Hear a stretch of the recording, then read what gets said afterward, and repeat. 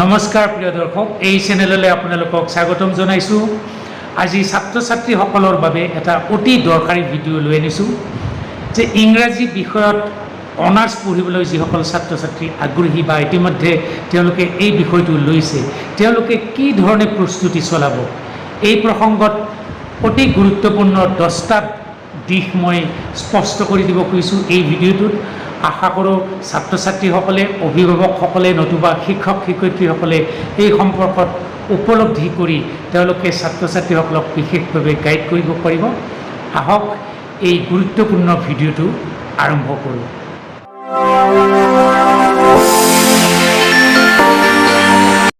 ইংৰাজী বিষয়ত অনাৰ্ছ লোৱা কথাটো এইটো বহুতৰে এটা ৰাপ থকা বিষয়। বহুত ছাত্ৰ ছাত্ৰী এই বিষয়ত আগবাঢ়ি আহিবলৈ বিচাৰে, কিন্তু আচলতে কিছুমান পৰামৰ্শ বা কিছুমান নিৰ্দেশনাৰ অভাৱত তেওঁলোকে এই বিষয়টোত আগুৱাব নোৱাৰে।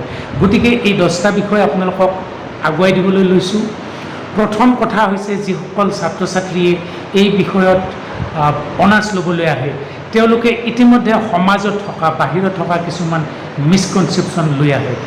ইংৰাজীত অনাৰ্ছ লোৱাৰ প্ৰসংগত শিক্ষা জগতৰ বাহিৰত কিছুমান ভ্ৰান্ত ধাৰণা থাকে, আৰু সেই ধাৰণাকেইটা প্ৰথমে কৈ লৈছোঁ যে এই ক্ষেত্ৰত বহুতো কিতাপ অধ্যয়ন কৰিব লাগিব নেকি, বা ডিক্সনাৰীখন সম্পূৰ্ণ মুখস্থ কৰিব লাগিব নেকি, নতুবা এই হায়াৰ ছেকেণ্ডেৰী বিষয়ত ছাত্ৰ ছাত্ৰীসকলে বহুত নম্বৰ পালে তেওঁলোকক সাধাৰণতে বিজ্ঞান শাখালৈ অভিভাৱকসকলে পঠিয়াই দিব খোজে। তেনেকুৱা বহু কথা আছে, কিন্তু তাৰে মাজতে কিছুমান ছাত্ৰ ছাত্ৰীয়ে ইংৰাজী বিষয়ত পঢ়িবলৈ আগবাঢ়িব খোজে, তেওঁলোকক প্ৰেৰণা যোগোৱা, তেনেকুৱা কিছুমান কথা আমাৰ সমাজত বৰ্তমান নাথাকে, আৰু কিছুমান মিছকনচেপশ্যন আছে।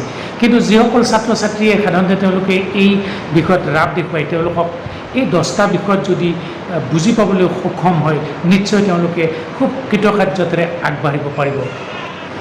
প্ৰথম কথা, যিসকল ছাত্ৰ ছাত্ৰীয়ে ইংৰাজী অনাৰ্ছ ল'বলৈ আহে, তেওঁলোকে দুটা কথা স্থিৰ কৰিব লাগিব। তেওঁলোকে ইংৰাজীত অনাৰ্ছ ল'বলৈ অহা বা পঢ়িবলৈ অহা মানে দুটা কথা, যে তেওঁলোকে লেংগুৱেজ আৰু লিটাৰেচাৰ এই দুটা পঢ়িবলৈ আহিছে বুলি স্থিৰ কৰিব লাগিব। কাৰণ ইংৰাজী অনাৰ্ছ মানে লেংগুৱেজ আৰু লিটাৰেচাৰ, আৰু দুয়োটাই এটা পৃথক বিষয়। লেংগুৱেজত হয়তো গ্ৰামাটিকেল কথাবিলাক, ষ্ট্ৰাকচাৰেল কথাবিলাক থাকিব, আৰু লিটাৰেচাৰ থাকিব বিভিন্ন ক্ৰিয়েটিভিটি, উপন্যাস, নাটক, কবিতা আদি। এই কথাটো তেওঁলোকে স্পষ্ট হ'ব লাগিব প্ৰথমতে, যে মই দুটা কথা শিকিবলৈ আহিছোঁ, লিটাৰেচাৰ আৰু লেংগুৱেজ। দ্বিতীয়তে, ছাত্ৰ ছাত্ৰীসকলে জানিব লাগিব যে ইংৰাজী অনাৰ্ছ লওঁতে তেওঁলোকে ইংলিছ লিটাৰেচাৰৰ যিটো হিষ্টৰিকেল বেকগ্ৰাউণ্ড, অৰ্থাৎ বিভিন্ন শতিকাত, চেঞ্চুৰীত কি ধৰণৰ ছ'চিয়েল যিটো ট্ৰেণ্ড, সামাজিক যিটো ধাৰণা বা পলিটিকেল যিটো কথা, ইকনমিক যিটো কথা, সেইটো বুৰঞ্জীত পঢ়ি ল'ব লাগিব অলপ অলপকৈ হ'লেও। তেওঁলোকে ধৰি লওক 13th চেঞ্চুৰী বা বৰ্তমান 21 শতিকালৈকে প্ৰতিটো যুগতে কেনেকুৱা ধৰণৰ কিছুমান ধাৰণা আহিছিল মানুহৰ চিন্তা বিশ্বাসত। কেতিয়াবা ৰোমান্টিক যুগ আহিছিল, কেতিয়াবা বাস্তৱ কথা আহিছিল, কেতিয়াবা মেজিকেল কথা আহিছিল, আৰু কেতিয়াবা কিছুমান ৰূপকাত্মক বা তেনেকুৱা কিছুমান কথা আহিছিল। গতিকে প্ৰতিটো যুগত কি ধৰণৰ কথা আহিছিল, সেইটো বুৰঞ্জীৰ কিতাপত তেওঁলোকে এটা চমু আভাস লৈহে ইংৰাজী অনাৰ্ছ পঢ়িব লাগিব। তাৰ পাছত গুৰুত্ব দিবলগীয়া কথাটো হৈছে যে হায়াৰ ছেকেণ্ডেৰীলৈকে যিসকল ছাত্ৰ ছাত্ৰীয়ে ইংৰাজী ব্যাকৰণ যিখিনি কথা জানিছে, সেইখিনিৰ পৰা তেওঁলোকে কিছু নিজক আপগ্ৰেড কৰিব লাগিব। অৰ্থাৎ ইংৰাজী অনাৰ্ছ লওঁতে তেওঁলোকৰ যিটো ভাষা জ্ঞান, যিটো লেংগুৱেজৰ নলেজ, সেইটো লাহে লাহে বঢ়াব লাগিব। হায়াৰ ছেকেণ্ডেৰীত পঢ়ি থাকোঁতে ইংৰাজী ব্যাকৰণৰ ক্ষেত্ৰত, গ্ৰামাৰৰ ক্ষেত্ৰত তেওঁলোকৰ যিবোৰ কথা জানিবলৈ ৰৈ গৈছে, পাছত তেওঁলোকে আকৌ সেই ব্যাকৰণ পঢ়ি কিছুমান কথা তেওঁলোকে স্পষ্ট হ'ব লাগিব, বা কিছুমান তেওঁলোকৰ সন্দেহ স্পষ্ট কৰিব লাগিব। নহ'লে ইংৰাজী সাহিত্যত যেতিয়া অনাৰ্ছ ল'ব, তেওঁলোকক ইংৰাজী ব্যাকৰণৰ ভুলৰ কাৰণে কেতিয়াও ক্ষমা কৰা নহয়। কিন্তু ইংৰাজী গ্ৰামাৰৰ যিবিলাক ভুল ত্ৰুটি থাকে, সেইটো পাছৰ বয়সত শুধৰাবলৈ যথেষ্ট সুবিধা। গতিকে তেওঁলোকে গ্ৰামাৰত কিছু গুৰুত্ব দিব লাগিব। পুৰণি গ্ৰামাৰৰ কিতাপ পঢ়ি তেওঁলোকক নিজকে আপগ্ৰেড কৰিব লাগিব। ইংৰাজীত যিসকলে অনাৰ্ছ ল'ব খোজে, তেওঁলোকৰ এটা ক্ৰিটিকেল থিংকিং এটা ক্ৰিটিকেল এছেছমেণ্ট তেওঁলোকৰ লাগিব। ক্ৰিটিকেল এছেছমেণ্টটো আচলতে কি বা কেনেকৈ হয়, ধৰি লওক ছাত্ৰ ছাত্ৰীসকলে এখন চিনেমা চালে, চিনেমা চোৱাৰ পিছত চিনেমাখনৰ যিটো ষ্টৰী বা তাত বিভিন্ন চৰিত্ৰৰ ভূমিকা বা চিনেমাখনে কেনেকুৱা সামাজিক কথা এটা আগবঢ়াই নিবলৈ চেষ্টা কৰিছে, তেনেকুৱা কথা তেওঁলোকে চিনেমা চাই আহি আলোচনা কৰে, ৰিভিউ কৰে। ঠিক তেনেকুৱা কথা এটা ইংৰাজী সাহিত্যৰ যিকোনো টেক্সট, পাঠ, কবিতা, গল্প, উপন্যাস পঢ়োঁতে তেওঁলোকে এটা নিজাকৈ ক্ৰিটিকেল থিংকিঙেৰে এটা ৰিভিউ কৰিবলৈ সমৰ্থ হ'ব লাগিব। সেইটো এদিনতে নাহে। ছাত্ৰ ছাত্ৰীসকলে কিছু পঢ়া শুনা কৰি সেই বিষয়ৰ ওপৰত এটা ক্ৰিটিকেল থিংকিং আগবঢ়াবলৈ সমৰ্থ হ'বলৈ তেওঁলোকে কিছু চেষ্টা অব্যাহত ৰাখিব লাগিব। তাৰ পাছত ইংৰাজী সাহিত্যত যিসকলে অধ্যয়ন কৰিবলৈ আহে তেওঁলোকে এটা গুৰুত্বপূৰ্ণ দিশত তেওঁলোকৰ কিছু মনোনিৱেশ কৰিব লাগিব। সেইটো হৈছে যে তেওঁলোকে যেতিয়া ইংৰাজী সাহিত্যত বিভিন্ন টেক্সট, পাঠ, কবিতা, গল্প বা লেখকৰ কথা পঢ়িব, সেই কথা পঢ়াৰ আগে, পাঠ পঢ়াৰ আগে সেই বিশেষ লেখকগৰাকী আচলতে কোনটো যুগত পঢ়ে, সেই চেঞ্চুৰীটো তেওঁলোকে উলিয়াই লৈ সেই যুগটোত আচলতে কেনেকুৱা ধৰণৰ ধাৰা আছিল সেই কথাটো জানিব লাগিব। ধৰি লওক ৱৰ্ডছৱৰ্থৰ কথা পঢ়িবলৈ যাওঁতে যে 19 শতিকাত ৰোমান্টিক যুগৰ যিটো ধাৰা আহিছিল বা আৰ্লি ৰোমান্টিক যুগত যিটো ধাৰা আহিছিল সেইটো কেনেকুৱা আছিল, প্ৰকৃতিৰ প্ৰতি ধাৰণা কেনেকুৱা আছিল বা প্ৰকৃতিৰ প্ৰতি ধাৰণা কৰোঁতে জীৱনৰ ব্যক্তিগত কথা, জীৱনৰ নৈৰাশ্যবাদ, বাস্তৱতাৰ কথা কেনেকুৱা হ'ল বা কিয় ৱৰ্ডছৱৰ্থে প্ৰকৃতিলৈ গুচি যাবলগীয়া হ'ল, কি বাস্তৱতাৰ পৰা, সেই কথা জানিবলৈ লেখকজন যিটো যুগত আছিল সেই যুগ সম্পৰ্কত কিছু ধাৰণা ল'ব লাগিব। তাৰ পাছতহে টেক্সট বা পাঠলৈ যোৱা উচিত।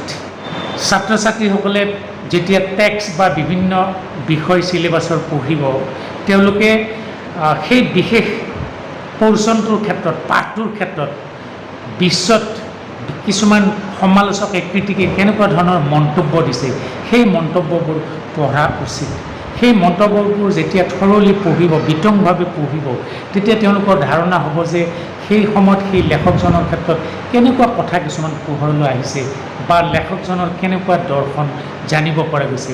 তেতিয়াহে সেই লেখকজনৰ পাঠটো বুজি পাবলৈ, উপলব্ধি কৰিবলৈ অতি সহজ হ'ব।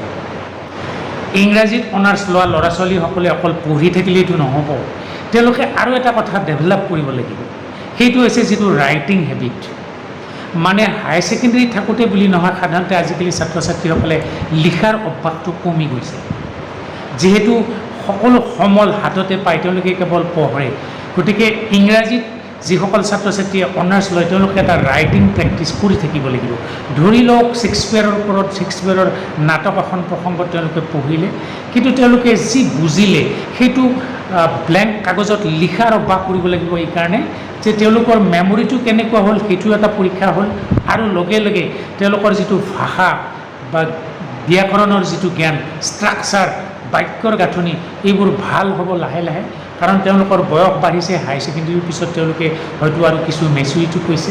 গতিকে ৰাইটিং হেবিট যিটো, লেখাৰ যিটো প্ৰেক্টিছ, সেইটো যথেষ্ট পৰিমাণে বঢ়াব লাগিব ইংৰাজী সাহিত্যত উত্তৰ দিবলৈ। কাৰণ ইংৰাজী সাহিত্যৰ উত্তৰ কেতিয়াও ৰেডিমেড নাথাকে অন্যান্য বিষয়ৰ দৰে।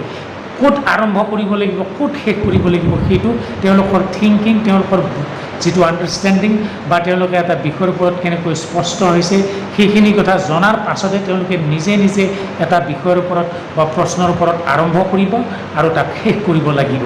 গতিকে তেওঁলোকে ৰাইটিং হেবিটো টপ প্ৰায়ৰিটি দিয়াটো উচিত। হাই ছেকেণ্ডেৰী বা তেনেকুৱা পৰ্যায়ত পঢ়ি থাকোঁতে ছাত্ৰ ছাত্ৰীসকলে ইংৰাজী যিবিলাক শব্দ পাইছিল সেইবোৰ সাধাৰণভাৱে তেওঁলোকে বুজি পাইছিল। কিন্তু যেতিয়া ইংৰাজীত অনাৰ্ছ ল'বলৈ বা লিটাৰেচাৰ পঢ়িবলৈ, লেংগুৱেজ পঢ়িবলৈ আহিলে তেওঁলোকে সেই বিশেষ শব্দবোৰৰ কিছুমান ইণ্ডিকেটিভ অৰ্থ তেওঁলোকে জানিব লাগিব। আৰু সেইবোৰ কথা কেনেকৈ গম পাব? ইংৰাজী সাহিত্যত লিটাৰেৰী টাৰ্মছ কিছুমান আছে, সেই টাৰ্মছবোৰ আচলতে তেওঁলোকে বুজিব লাগিব। সেইবোৰ শব্দৰ প্ৰতি পৰিচিত নহ'লে তেওঁলোকে ইংৰাজী সাহিত্যত যিকোনো পাঠ বুজি নাপাব।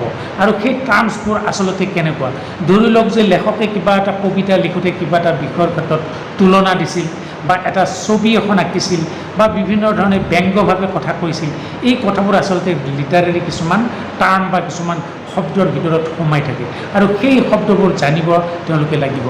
এই কথাবোৰ জানিবৰ কাৰণে মই এই ভিডিঅ'টোৰ ডেছক্ৰিপশ্যন বক্সত এখন কিতাপৰ লিংক এটা দিছোঁ বা নাম এটা দিছোঁ। সেই কিতাপখন কিনাটো অতি জৰুৰী, কাৰণ সেইখন ইংৰাজী সাহিত্য পঢ়া ল'ৰা ছোৱালীৰ কাৰণে এখন বিশেষ অভিধানৰ নিচিনা কিতাপ। সেইটো মই দিছোঁ, আপোনালোকে ডেছক্ৰিপশ্যন বক্সত সেই লিংকটো বা কিতাপখনৰ নামটো পাব। আৰু সেই লিটাৰেৰী টাৰ্ম যি আছে, যিবোৰ শব্দ আছে, সেইবোৰ পৰিচিত হ'লেহে ইংৰাজী অনাৰ্ছৰ ল'ৰা ছোৱালীসকল তেওঁলোকে পঢ়িলে যথেষ্ট সুবিধা হ'ব। বুৰঞ্জী অধ্যয়নৰ ক্ষেত্ৰত ইংৰাজী সাহিত্যৰ যিটো বুৰঞ্জী বিভিন্ন যুগৰ, সেইটোৰ ক্ষেত্ৰত মই এখন কিতাপ ৰিকমেণ্ড কৰিব খুজিছোঁ। কিতাপখন পুৰণি, আজিকালি বহু কিতাপ ওলাইছে বজাৰত, কিন্তু এখন কিতাপ আমি ব্যক্তিগত জীৱনত পঢ়ি ছাত্ৰ ছাত্ৰীসকলক পঢ়ুৱাই পাইছিলোঁ, আৰু সেইখন হৈছে হিষ্ট্ৰী অফ ইংলিছ লিটাৰেচাৰ। কিতাপখনৰ নামটো আৰু লেখকৰ নামটো মই ডেছক্ৰিপশ্যন বক্সত দিছোঁ, আপোনালোকে সেইটো কিনি ল'ব পাৰিব, এইটো জৰুৰী। উইলিয়াম জে লঙৰ হিষ্ট্ৰী অফ ইংলিছ লিটাৰেচাৰ, এইটো যথেষ্ট গুৰুত্ব সহকাৰে এই কিতাপখন বহুদিন আগতে লিখা হৈছিল, আৰু মই ভাবোঁ এই কিতাপখনে ছাত্ৰ ছাত্ৰীসকলক যথেষ্ট পৰিমাণে উপকৃত কৰিব। বৰ্তমান দুখন কিতাপ মই আগবঢ়াইছোঁ, এইখিনি কিতাপ তেওঁলোকে প্ৰথমে কিনি লৈ সদায় নহয় বা বেছিকৈ নহয়, অলপ অলপ তেওঁলোকৰ চিলেবাছত দিয়া পৰ্চন মতে পঢ়িবলৈ আৰম্ভ কৰক, যুগ অনুযায়ী, শতিকা অনুযায়ী। এতিয়া শেষৰ কথাটো ক'বলৈ লৈছোঁ, ভিডিঅ'টো সামৰিম। শেষৰ গুৰুত্বপূৰ্ণ দিশটো হৈছে যে যিসকল ছাত্ৰ ছাত্ৰীয়ে ইংৰাজীত অনাৰ্ছ লয়, তেওঁলোকৰ এটা প্ৰিঅকুপেশ্যন, আগতীয়া ধাৰণা এটা এনেকুৱা হ'ব নালাগে যে ইয়াত মুখস্থ কৰিলে মই ভাল ফলাফল দেখুৱাব পাৰিম নেকি পৰীক্ষাত, বা এই বিষয়টোত মোৰ স্পষ্ট ধাৰণা হ'ব নেকি। সেইটো কেতিয়াও নহয়। কোনো অনাৰ্ছৰ ইংৰাজী অনাৰ্ছৰ ছাত্ৰ ছাত্ৰীয়ে, অন্ততঃ বিশেষভাৱে ইংৰাজী অনাৰ্ছৰ ছাত্ৰ ছাত্ৰীয়ে মুখস্থ শক্তিৰ ওপৰত নিৰ্ভৰ কৰাটো অনুচিত। এইটোৱে এটা তেওঁলোকক বিপদজনক পৰিস্থিতিলৈ লৈ যাব। কাৰণ কিছুমান বিষয়ত তেনেকুৱা আছে, ইংৰাজীৰ বাহিৰে অন্যান্য বিষয়ত যে কিছুমান ৰেডিমেড আনচাৰ আছে, তেওঁলোকে কথাবোৰ বা বিষয়বোৰ তেওঁলোকে মুখস্থ কৰি ল'ব পাৰে। কিন্তু ইংলিছ লিটাৰেচাৰ যিসকলে পঢ়ে, তেওঁলোকৰ আটাইতকৈ ডাঙৰ ভৰসাটো হৈছে আণ্ডাৰষ্টেণ্ডিং। তেওঁলোকে এটা পাঠ পঢ়িব লাগিব, সেই পাঠৰ যিটো বুৰঞ্জী বা ঐতিহাসিক যিটো পটভূমি আছে, হিষ্টৰিকেল বেকগ্ৰাউণ্ড আছে, সেইটো জানিব লাগিব। ক্ৰিটিকসকলে, সমালোচকসকলে কি কথা কৈছে সেইটো বুজিব লাগিব। তাৰপিছত তেওঁৰ মনত যিটো চিন্তা আহিছে, সেইটো তেওঁৰ থিংকিঙেৰে সেইটো ভাবিব লাগিব, আৰু সেই বিষয়টোত যি ধৰণে প্ৰশ্ন এটা সোধা হৈছে, সেই কথাখিনি ক'বৰ কাৰণে তেওঁলোকে কেৱল ভৰসা কৰিব লাগিব, সহায় ল'ব লাগিব তেওঁলোকৰ আণ্ডাৰষ্টেণ্ডিঙৰ ওপৰত। এইখিনিয়ে গুৰুত্বপূৰ্ণ কথা। আণ্ডাৰষ্টেণ্ডিং নহ'লে কোনো ছাত্ৰ ছাত্ৰীয়ে ইংৰাজী বিষয়ত অন্ততঃ অনাৰ্ছ লৈ উন্নতি কৰিব নোৱাৰিব। আৰু ইংৰাজী লিটাৰেচাৰ পঢ়াৰ লগে লগে তেওঁলোকৰ যিটো সৃজনশীল শক্তি, ক্ৰিয়েটিভিটি, সেই কথাটো তেওঁলোকে বঢ়াব লাগিব। কোনোবাই হয়তো ইংৰাজী ছাত্ৰ অনাৰ্ছ ল'ৰা ছোৱালীৰ কবিতা লিখাৰ অভ্যাস আছে, উপন্যাস লিখাৰ অভ্যাস আছে, বা গল্প লিখাৰ অভ্যাস আছে, সেইটো তেওঁলোকে কণ্টিনিউ কৰিব লাগিব। কাৰণ ক্ৰিয়েটিভ ইনষ্টিংক্ট এটা থাকিলে সাধাৰণতে লিটাৰেচাৰ ছাবজেক্টত অনাৰ্ছ লৈ বা সেই ছাবজেক্টত উন্নতি কৰিবলৈ যথেষ্ট সহজ। গতিকে মই ভাবোঁ সেইটো এটা গুৰুত্বপূৰ্ণ দিশ। আৰু কিছুমানৰ সেই ক্ৰিয়েটিভিটি নাথাকিলেও তেওঁলোকে মই এই আগবঢ়াই দিয়া 10টা দিশত সতৰ্ক হ'লে যথেষ্ট উন্নতি লাভ কৰিব পাৰিব। এইখিনি কৈয়ে ইমানতে ভিডিঅ'টো সামৰিছোঁ। ভিডিঅ'টো ভাল লাগিলে মোৰ নিজৰে ভাল লাগিব। ছাত্ৰ ছাত্ৰীসকলৰ বিভিন্ন দিশত সুবিধাজনক হ'ব পৰাকৈ আৰু কিছু ভিডিঅ' মই আগবঢ়াম।